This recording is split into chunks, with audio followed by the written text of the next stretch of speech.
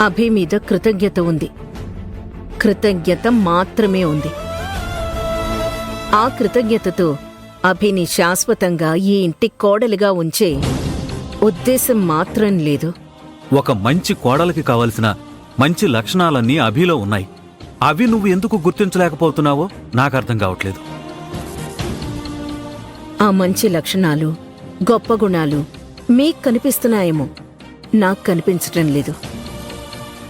అభి వ్యక్తిత్వంలోనే ఏదో లోపం ఉంది.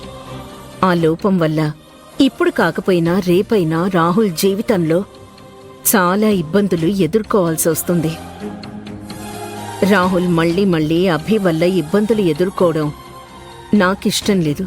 అందుకే రాహుల్ జీవితంలో ఇక అభికి ఎప్పటికీ చోటుండదు. అది కాదు వేదా, ఈ విషయం గురించి మళ్లీ మళ్లీ మాట్లాడి నా మనసు మార్చే ప్రయత్నం చేయకండి.